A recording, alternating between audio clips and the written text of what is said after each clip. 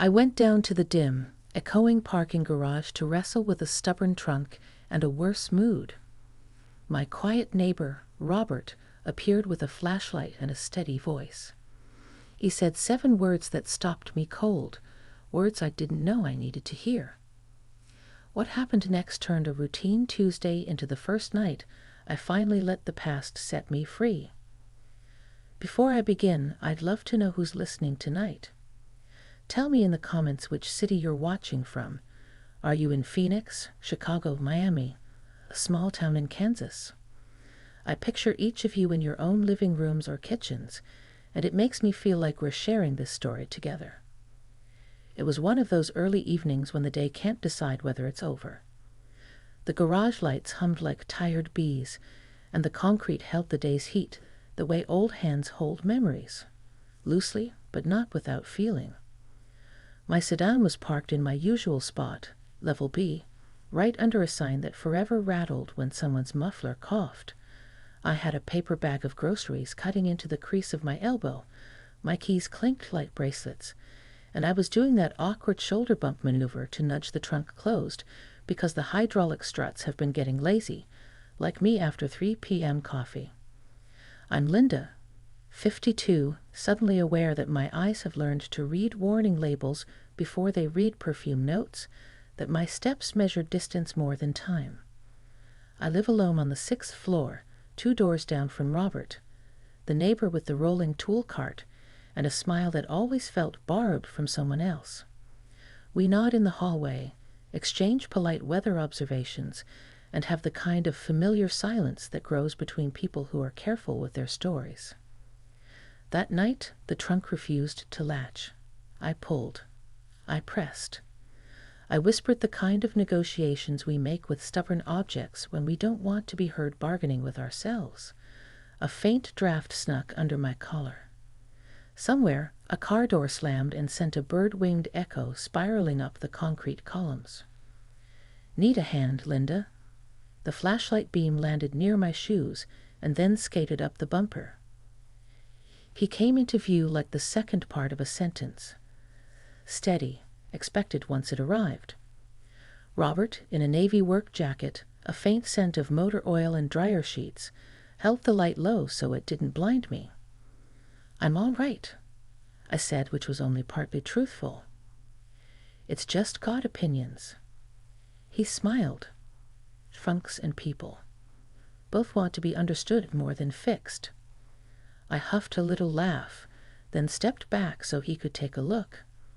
He set the flashlight on the concrete, light upward, allowing the underside of the trunk in a soft circle. His hands were clean, but I imagined them dirty often. That kind of honest dirt that comes from making and mending. Here, he said, press when I say press. He nudged the latch with a key. Press. The trunk slid down, met the latch, bounced with a stubborn shrug.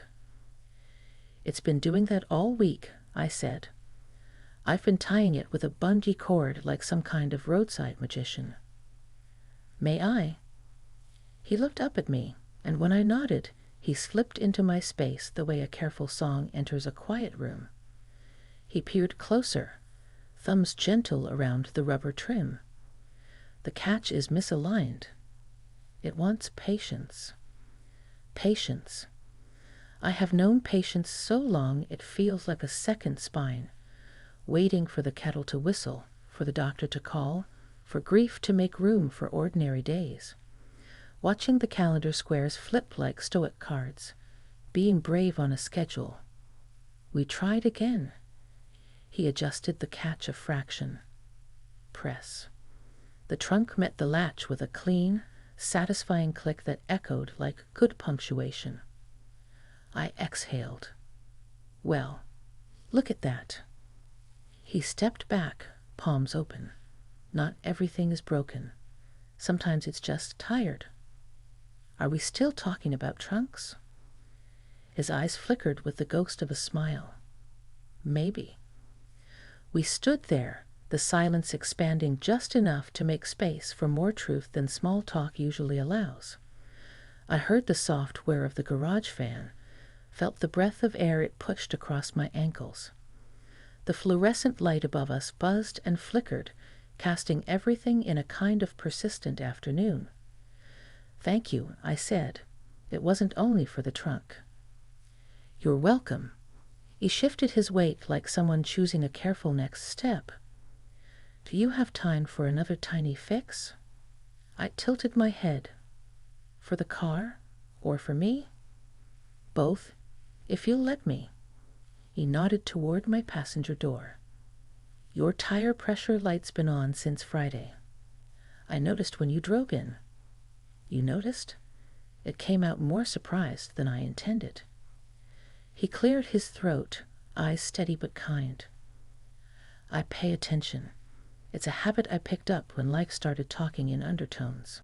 He asked if I'd pull just a few feet forward to reach the air hose near the wall. I did. The hose rattled like a stubborn snake as he unwound it, checked my tires, knee to concrete, forearms balanced on his thighs. I watched, not because I didn't trust him, but because it felt like a ceremony. This simple maintenance under a humming light, the two of us creating a small harbor in a public place. The gauge hissed. "Right rear's low," he said. "It's not an emergency, just a whisper." I stood with my hands tucked into the sleeves of my cardigan. I've been ignoring whispers lately. "Whispers are where the truth starts," he said, not looking up. He topped off the air, replaced the caps, and stood, joints unfolding with the clean geometry of a practiced motion. The hose ticked as it exhaled the last of its pressure. My heart did something similar. "Linda," he said then, voice softer than the garage deserved, "can I say something that may sound forward?" The request itself felt like an act of respect, the opposite of every rude interruption that had ever barged into my life uninvited. I nodded, surprised at the trust in my own neck. He slid his hands into his pockets, not hiding, just anchoring himself. He looked at me fully, not past me, not around me. "You don't have to be brave alone." 7 words. Simple, ordinary, the kind you might cross-stitch or print on a coffee mug, until you hear them said to you and realize they're not decoration at all. They are permission. The garage suddenly went bigger and smaller at the same time. Bigger because the world had room for me to lean. Smaller because it placed the two of us into a circle where the air felt different. I swallowed. My eyes did that strange hot-cold thing tears do when they're trying to find whether it's safe. "That's a kind thing to say," I managed. "It's surprising." He gave a small nod. "I'm a man who fixes things for a living. Sometimes that makes me forget some things don't want a wrench. They want a witness." I rested my palm on the cool roof of my car. The metal was firm, indifferent. My voice, when it came, threaded its way carefully. "I've been carrying a lot quietly." "I know," he said. "I mean, I don't know the details. I've just seen the way you come home, the way you hold yourself together even at the mailbox. If I'm wrong, tell me. I can take it." "You're not wrong." It felt like standing at the edge of a pool and finally deciding the water wouldn't swallow me whole. Losing someone teaches you to budget oxygen. He nodded again, slow, respectful. "I'm sorry for what you've lost." We let the apology sit on the concrete between us like a lit candle. No fuss, no wind to blow it out. A car rolled past on the far lane, tires whispering on smooth cement. The driver didn't look our way. "Do you have a minute?" he asked. "I've got a thermos of decent coffee in the truck. It tastes like the kind of diner we both miss." I smiled, something loosening in my chest like the moment a crowded drawer finally closes. "Decent coffee, you say? You make a bold promise, Robert." "Boldness isn't my usual mode," he said, already fishing the small metal thermos from his pickup's passenger seat. But tonight feels like it can hold it. He poured into the cap cup and handed it to me with the two-handed care you use for babies and heirloom plates. The coffee was hotter than I expected, softer than it smelled. He leaned against the bed of his truck, leaving a polite distance that could be crossed by words alone. We drank, and the heat threaded its way up into my cheeks. The thermos went back and forth between us, a small brass baton in a relay we hadn't planned to run. "Do you ever listen to music in here?" I asked, gesturing at the garage. "When it's quiet like this, I mean." He clicked his tongue thoughtfully. "Sometimes, when I'm late getting home and the day's still rattling around in my toolbox." "Why?" "There's a song that keeps finding me," I said. "In the produce aisle, in the elevator, everywhere. It doesn't make me cry. It just puts my spine back in place." He reached into the truck and turned the dash. The radio glowed in that warm, nostalgic amber. He scanned until the soft edges of an old tune floated out, strings like a deep breath, a gentle drum like a kind heart. It wasn't my exact song, but it had the same bones. He stepped away from the door, letting the music spill into the garage. It swam around us, softened the corners of the world. I could feel the bass in the soles of my shoes. "May I ask another forward thing?" he said, voice nearly at the song's volume. "Not a fix, just a favor." "Ask." He looked at my hands, then back at my face. "Would you like someone to stand next to you for a minute? No talk, no fixing. Just not alone." He said it like a man asking permission to set down a fragile package where it wouldn't break. I looked at the open space beside me, at the concrete scuffed by a dozen stray tires. I thought about how long it had been since standing next to someone didn't come with an agenda or a story I had to manage for both of us. Then I nodded, the kind of nod that lives in more than the neck. "Yes," I said, "I would." He moved slowly, giving me time to change my mind, to place the coffee down, to breathe. He stood close enough that our shoulders felt the same draft, and far enough that everything in me could choose. The song gave us permission to be quiet. The garage watched without commenting. It wasn't a dance.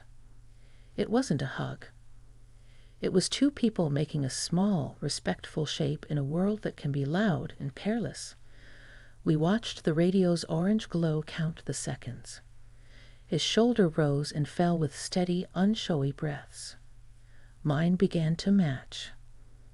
After a while, the song ended, and the radio hummed the nothing between stations. We stayed where we were for a few more beats, because ending a good moment deserves its own silence. Then he stepped back, not away, and handed me the thermos cap. "Thank you," he said. "For what?" "For letting me stand next to you." His smile was not a rented one now. It belonged to the moment. It's a gift when someone trusts you with their quiet. People think big speeches fix things, but sometimes it's the company that repairs the hinge. I laughed softly. "You and your hinges." "Occupational hazard." He rubbed the back of his neck. "Linda, if you'd rather keep this in the garage, we can. No pressure. But if you ever want a neighbor who checks your tire light without making a scene, I'm 2 doors down." I thought of the long hallway upstairs, the carpet that muffled footsteps. I pictured my door, the weight of my keys, the way I sometimes jingled them to pretend someone would answer. "I'd like that," I said. "I don't promise parties, but I can promise honesty. Honesty is the kind of party I show up for." We put the thermos away. He coiled the air hose like a gentle leash, and I thanked him with more of my face than my words. He opened my car door like chivalry hadn't gone out of style. I told him that was unnecessary. He did it anyway for the door and asked permission with his eyes for me. I slid into the driver's seat, hands finding the familiar groove at 10 and 2, only now it felt less like steering and more like choosing. He tapped the roof twice, an old mechanic's benediction, and stepped back. I put the car in gear, eased to the exit ramp, and paused at the red stripe where the world of the garage ends and the street begins.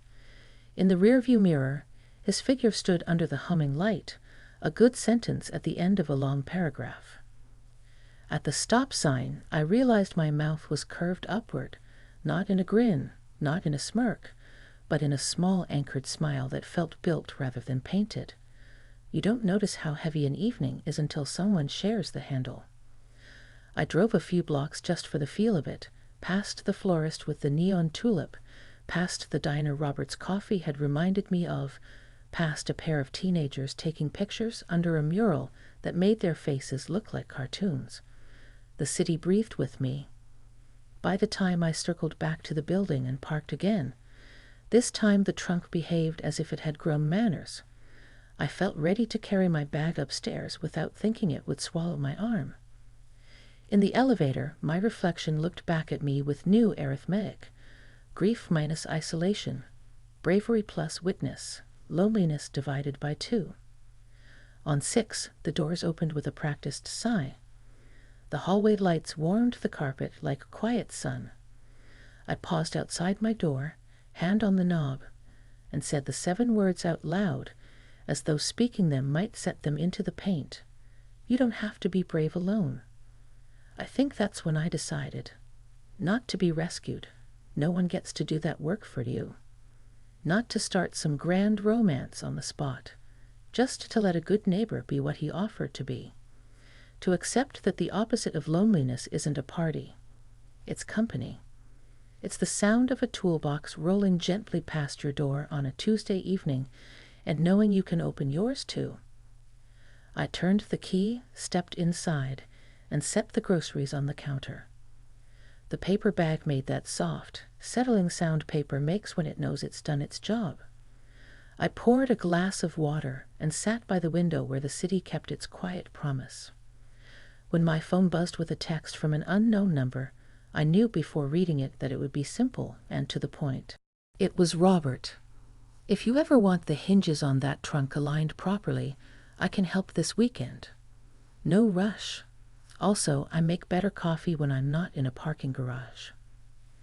I smiled, typed slowly, and hit send. Thank you. I might take you up on both. And thank you for the quiet tonight. You know those moments that don't announce themselves but leave you different anyway? That was mine. In a humming, ordinary garage, with a repaired trunk and a bar of song, someone said the right 7 words at the right time. And even though nothing dramatic happened, no fireworks, no sudden thunderclap, something did happen. It was unexpected and deeply felt, and most of all, chosen. If you're still with me, remember to tell me where you're watching from. I like imagining the map of all of you. Dallas, Portland, Detroit, places I've only seen in postcards. Tonight, I'm here in my little corner, surprised at how much lighter a Tuesday can feel when someone offers to stand next to you. And as for what happened next, well, the weekend arrived sooner than I expected, and with it, a different kind of bravery I didn't know I had. The weekend arrived like a small test of everything I had told myself I was ready for. Saturday mornings usually meant me, my slippers, and the quiet rhythm of coffee dripping into a mug while I scanned through old photographs I promised I'd finally organize. But that morning there was a gentle knock on my door, steady, not hurried, as if Robert knew exactly how much noise to make for someone who values peace more than surprise. When I opened it, he was there in his navy jacket again, a toolbox in one hand and a fresh thermos in the other. His smile was warmer than the hallway light. I figured I'd take a look at that trunk hinge properly. And he lifted the thermos, this time, coffee brewed under a roof, not in a garage. Both sound like good offers, I said, stepping aside. I don't often let neighbors into my home, but the way he stood there, patient, with no rush in his eyes, made it feel like the safest decision I'd made in a while. The apartment smelled faintly of lavender from the candle I'd burned the night before. I'd forgotten I'd left the photo boxes scattered on the table, their edges curled with years of being shuffled around. Robert noticed them but didn't comment. He simply set the toolbox down and handed me a mug of coffee before crouching near the photos like they were just part of the room's natural landscape. "This is good," I said after the first sip. Strong, not bitter. Comforting, like diner coffee remembered from the road trips of my 20s. "I promised better than garage coffee," he said with a chuckle. Glad I didn't oversell it. He went to work on the hinge soon after, and I followed him down to the garage with the kind of anticipation you feel when you're walking into something familiar that might turn into something new. The garage was cooler this time, with the sun higher outside and the fluorescent lights less necessary. He spread his tools with the easy confidence of a man who had been doing this his whole life. As he worked, he explained what he was doing, not in a patronizing way, but like a teacher who respects the student enough to share the craft. "This piece here," he said, pointing to the hinge, "was holding the weight all wrong. It's like shoulders carrying grief. Eventually one side slumps if the load isn't shared." I leaned against the car, watching the rhythm of his hands, the way he paused to listen to the metal as though it could answer him back. "You talk about cars like they're people." "Maybe because people are harder to fix," he said, not looking up. The silence that followed wasn't heavy. It was the kind that fills a room with understanding. I thought of the boxes of photos waiting upstairs, the stories I hadn't told anyone in years, the pieces of my life that felt too fragile to share. And yet, here I was, listening to the sound of a socket wrench and realizing my quiet wasn't as unbreakable as I thought.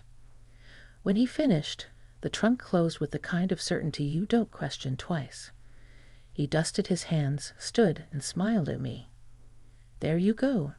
No more bungee cords." I laughed softly. "You've saved me from looking ridiculous in the grocery store parking lot. You deserve more than patchwork solutions, Linda." He said it plainly, not like a compliment, but like a fact he wanted me to remember. We stood there a little longer, sipping coffee, listening to the faint hum of a car somewhere above us. And then he said something I wasn't expecting. "You know, I was married once. A long time ago. She passed before we figured out how to grow old together. I thought I'd buried the idea of company with her." I looked at him carefully. His eyes were steady, but his voice carried a softness that asked not for pity, but for recognition. "I'm sorry," I said, and I meant it. He nodded. "I tell you that because when I see you walking down the hall, holding yourself together, I recognize the weight. And I think maybe neither of us has to carry it quite so tight. Something in me loosened then, the way a knot finally gives when you stop pulling against it. I found myself saying what I hadn't planned to share. My husband's been gone almost 5 years now, and I still set 2 plates at dinner sometimes. Not on purpose. It's just muscle memory. Then I put one back in the cabinet and pretend it doesn't sting." His expression didn't change into shock or sorrow. It just held me, held my words, the way a wall holds up a roof without needing to make a speech about it. "That's not ridiculous," he said. "That's love refusing to leave quietly." For the first time in a long while, I didn't feel embarrassed for being vulnerable. I felt understood, seen in the kind of way that doesn't demand you change, but lets you breathe as you are. We walked back up to the 6th floor together, carrying the toolbox between us like a shared anchor. At my door, I paused, then turned the knob wider. "Would you like to come in? I was going to make lunch. Nothing fancy. Just soup and bread." His eyes softened, that quiet smile appearing again. I'd like that. Inside, the boxes of photos waited, but instead of feeling like clutter, they suddenly seemed like invitations. As I stirred the soup and he set the table, we slipped into an ease that surprised us both, laughing about small things, telling stories about neighbors, sharing the kind of truths that only surface when two people decide silence doesn't need to be lonely. At one point, he glanced at the photos and asked gently, "Do you want to tell me about them?" I hesitated. Then I picked one up, the two of us, young and sunburned at a beach decades ago. I told him about the way my husband used to sing off-key in the car, how he always packed too many snacks, how he'd wink at me in the middle of the grocery store, as though he had a secret no one else knew. Robert listened without interrupting, without trying to fix the ache in my voice. He just listened. And in that, I felt lighter.